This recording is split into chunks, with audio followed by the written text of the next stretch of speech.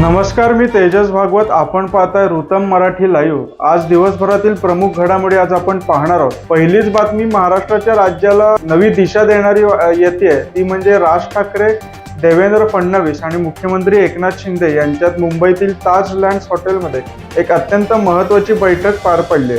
2 दिवसांपूर्वी मनसे अध्यक्ष राज ठाकरे यांनी केंद्रीय गृहमंत्री अमित शहांची भेट घेतली होती. तेव्हापासून मनसे महायुतीमध्ये सामील होणार अशा चर्चा रंगू लागल्यात. त्यातच आज या तिघा नेत्यांमध्ये महत्त्वाची बैठक पार पडल्यामुळे लवकरच मनसे महायुतीमध्ये सामील होण्यावर शिक्कामोर्तब होण्याची शक्यता आहे. कारण वेळोवेळी देवेंद्र फडणवीस, राज ठाकरे यांच्या होणाऱ्या गुप्त बैठका किंवा गुप्त भेटी यांवरून असा अंदाज लावण्यात येत होता की मनसे लवकरच महायुतीमध्ये सामील होऊ शकते. आज संध्याकाळपर्यंत किंवा येत्या 1-2 दिवसात मनसे महायुतीमध्ये सामील होण्याच्या चर्चांवर शिक्कामोर्तब होण्याची शक्यता आहे. पुढची बातमी अशी आहे ती म्हणजे राज्यातील काही जिल्ह्यांमध्ये भूकंपाचे धक्के बसलेत.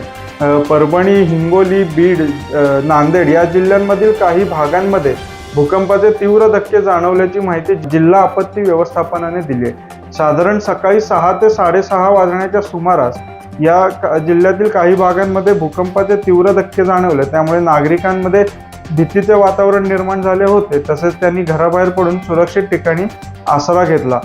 साधारण 4.5 रिश्टर स्केलचा तीव्रतेचा भूकंप असल्याचे जिल्हा आपत्ती व्यवस्थापनाकडून सांगण्यात येते. तसेच या भूकंपाच्या धक्क्यांमध्ये कोणतीही जीवितहानी झाली नसल्याचे देखील सांगण्यात येते.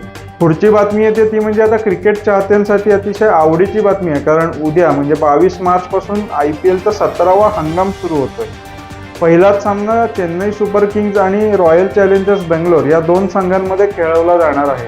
त्यासाठी चेपॉक स्टेडियम सज्ज झाला आहे. तसेच IPLचे पहिला सामना सुरू होण्याआधी त्याचा उद्घाटन सोहळा देखील पार पडणार आहे. या सोहळ्याला AR रहमान, अक्षय कुमार, टायगर श्रॉफ आणि सोनू निगम असे प्रसिद्ध कलावंत आपली कला तेथे सादर करणार आहेत. त्यानंतर संध्याकाळी 7:30 वाजण्याच्या सुमारास पहिल्या सामन्याला सुरुवात होईल. तर लोकसभेच्या निवडणुकांमुळे अद्याप पहिल्या टप्प्यातीलच वेळापत्रक जाहीर करण्यात आलं आहे. येत्या काही दिवसांमधील पुढील टप्प्यातील IPL सामन्यांचे वेळापत्रक देखील जाहीर करणार असल्याचे BCCIने सांगितले आहे.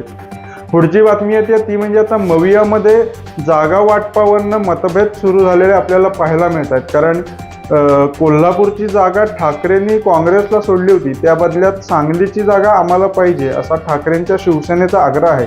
मात्र काँग्रेस देखील सांगलीच्या जागेवर आग्रही असल्यामुळे या दोघांमध्ये मतभेद होताना दिसतात. ठाकरेंकडून महाराष्ट्र डबल केसरी चंद्रहार पाटील यांचं नाव चर्चेत आहे.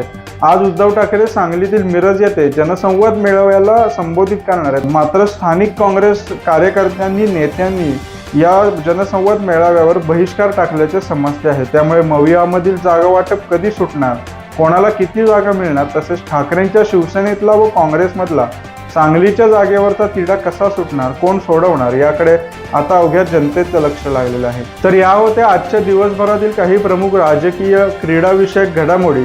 अशाच नवनवीन घडामोडी जाणून घेण्यासाठी आमच्या ऋतम मराठी यूट्यूब चॅनलला लाईक, शेअर आणि सबस्क्राईब करायला विसरू नका. उद्या अशाच पुन्हा नवीन घडामोडींसह भेटूया. धन्यवाद.